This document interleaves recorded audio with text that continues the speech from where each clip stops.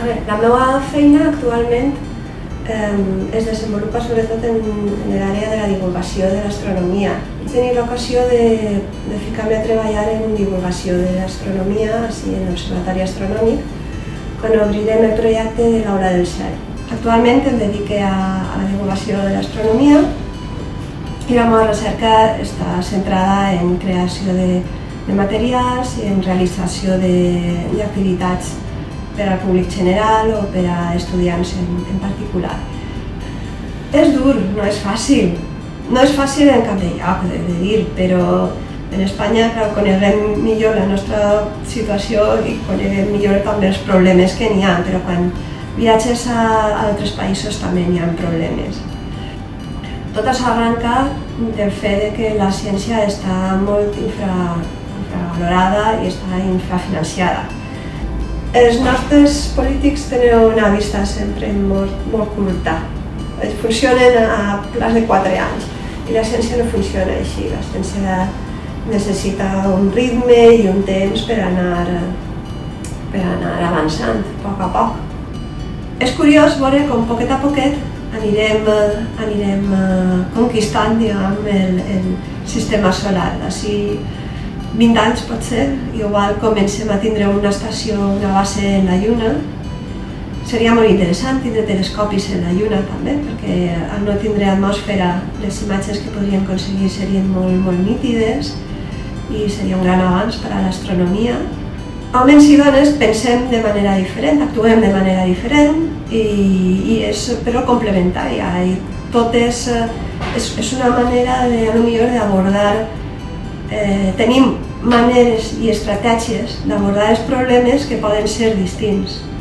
I això és una riquesa al final per a la ciència, que no el pensament únic, que s'ha de fer les coses d'esta manera en concret perquè sí, o perquè s'han fet sempre així, normalment no te porta al descobriment. He trobat problemes, no tan grossos com altres dones que conec que han tingut problemes més importants. Jo he trobat els problemes que sabia que acabaria trobant-me, que a l'hora de tindre família que vaig tindre que deixar la beca que tenia, el contracte postdoctoral que tenia, perquè tenia que estar en la meva filla. I aquest any vaig tindre una baixa, va ser pressupost no sense cobrar, sense res. A part també el món científic és molt competitiu. Si estàs apartat 6-7 mesos, un any, estàs apartat de la recerca, ja t'has quedat darrere i tens els teus companys homes que tot aquest temps han estat matxacant i han estat treballant i han estat publicant. Per a les dones aquest temps és més complicat si no tenen l'apoyo d'un company, d'algú que els ajude. Hem millorat, la situació ha millorat respecte a 50 anys darrere. Però encara n'hi ha problemes, encara n'hi ha sostres de cristall que no s'han trencat, encara fa falta veure investigadores que estiguen ocupant llocs de rellevància en el món de la política científica, per exemple, o que n'hi hagi catedràtiques d'astronomia en totes les universitats.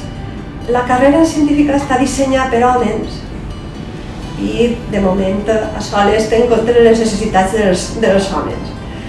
És necessari que vagin entrant més dones per a que també les necessitats de les dones siguin tingudes en compte.